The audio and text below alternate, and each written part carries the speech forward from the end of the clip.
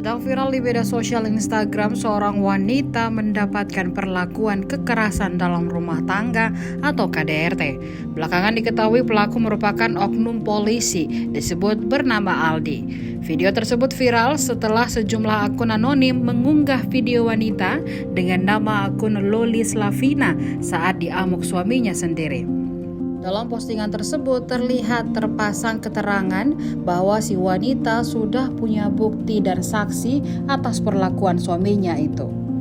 Parahnya lagi, aksinya menganiaya istri dilakukan di depan ibu korban atau mertuanya sendiri.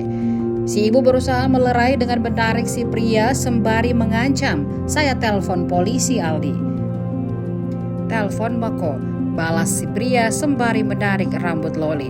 Pantauan tribuntimur.com dari akun Instagram Makassar viral, si wanita terus berteriak karena dipukul, dijambak hingga dibanting ke kasur oleh seorang pria yang berbaju hitam.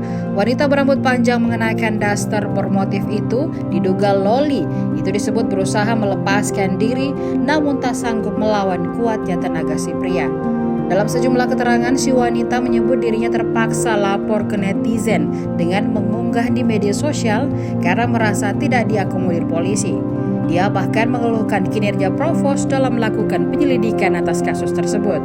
Si wanita menyebut Aldi tak tersentuh karena merupakan anak dari mantan petinggi Polri.